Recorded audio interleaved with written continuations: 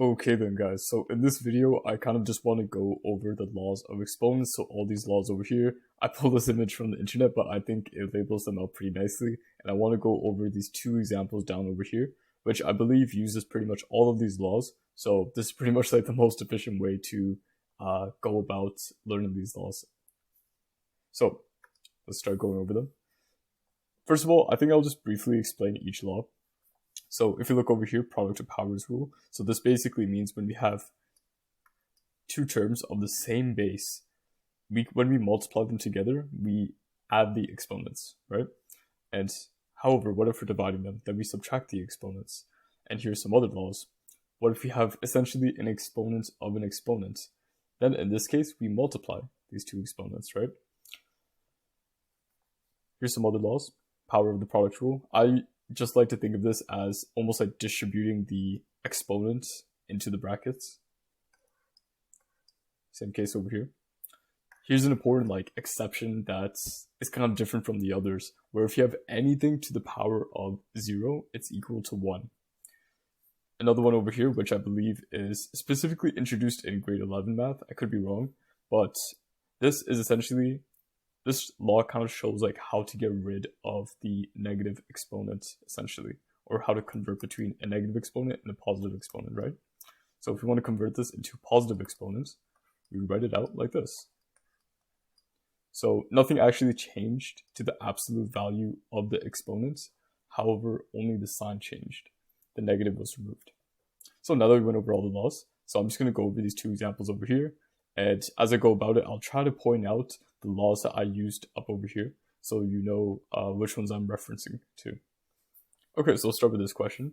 And once again, there's a million ways to go about math, so I'll just be doing it my way, and you don't have to do exactly what I'm doing, but let's go about it. Okay, so the first thing that I would do is just distribute this exponent among these terms over here. So if you recall correctly, that is the power of products rule, where you're basically distributing the exponent to all the terms that are multiplying within the brackets. So let's do that over here with the bottom. So the only thing I'm going to be changing here is the bottom terms, okay? So I'm basically just applying this exponent to each of these terms. Okay. And now, the next step that we can do is sort of manipulate the top, the numerator, okay? So over here, we have multiplication between these two terms over here. 6bd times 3bd squared, d squared, right? So in this case, we are multiplying. So as is indicated over here, for terms that have the same base, we can add their exponents. So let me show you what I actually mean by that. So the first thing that we want to concentrate on, well, before we even get into the variables, we can look at the constants, right? So 6 and 3. So just multiply these two together, which is 18. And now we can focus on the variables. Let's first focus on b. So b is to the power of 1. If you don't see anything over here, it just means that it's to the power of 1.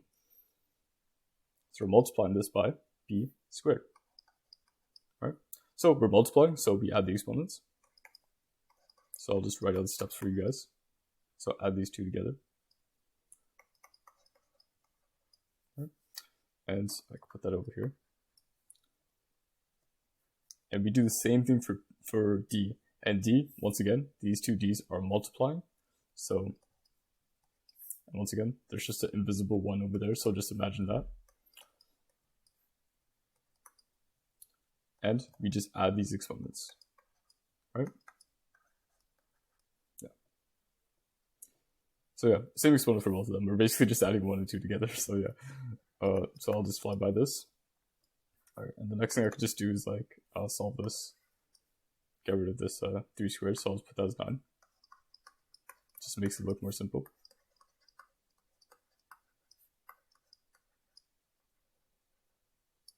Yeah, okay. Now, here we come to the case where all we can really do is divide. So, first of all, we can do simple division of the constants. So let's just get that out the way. So that would be 2. Okay, now let's just focus on the variables, right? So this is when our exponential laws come into play. So this is the quotient of powers rule. So see this one over here? This is basically the same thing as this. You can represent this like this. It may be confusing just because we have a division symbol here, but same thing as writing it down as a fraction, right? So over here, let's focus on the same variables once again. So let's focus on b. So I'll actually write this out on the side just like how I did earlier. So we have b3 divided by b2. Sorry for my writing there. So here we're just subtracting the exponents, right? This is just b1, right? And we can do the same thing. You do the same thing for d.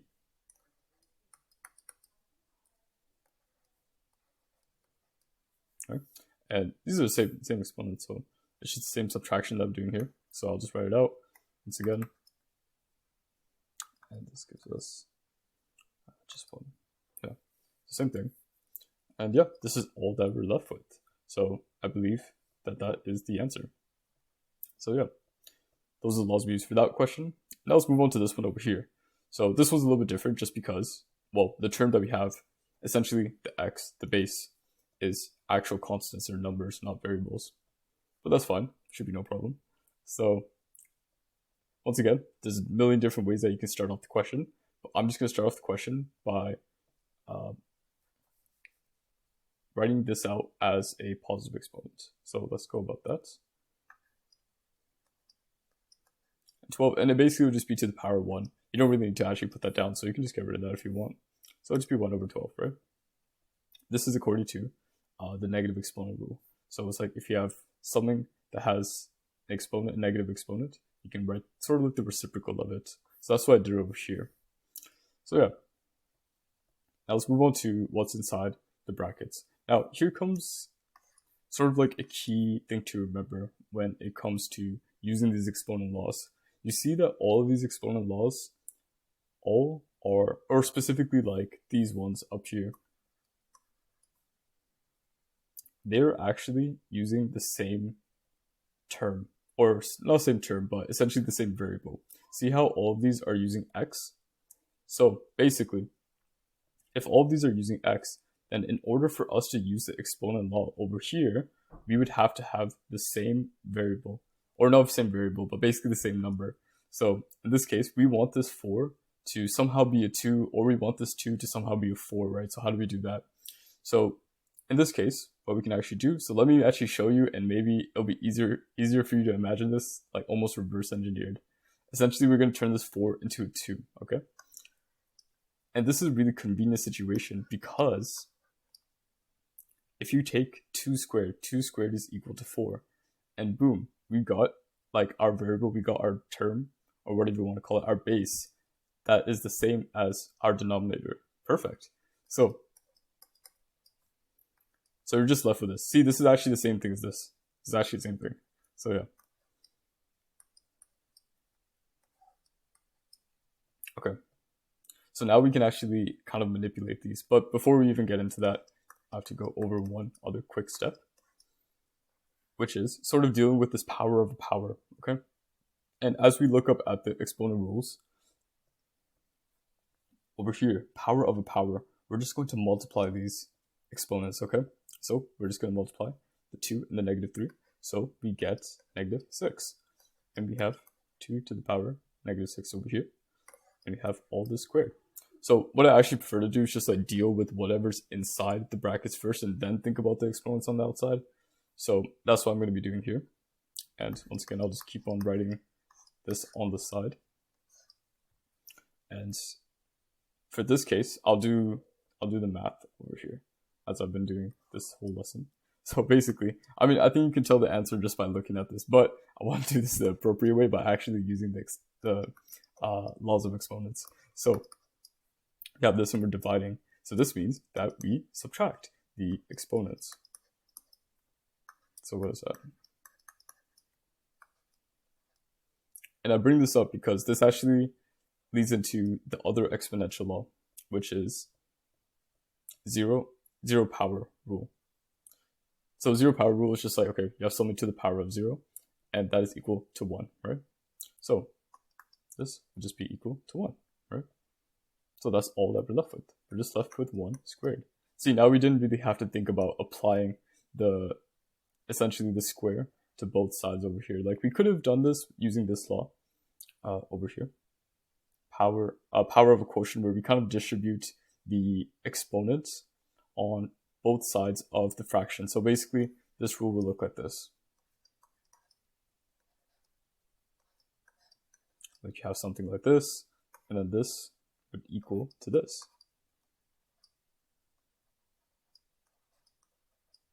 Right? But you could have done that in this case, but you actually didn't have to. But I'm just pointing it out because it is another law that is being used. And you could have used this if you'd gone about this question in a slightly different way than I did, which is completely fine. So now we're just up for the simple answer, right? Cool. Final answer. Same for this one.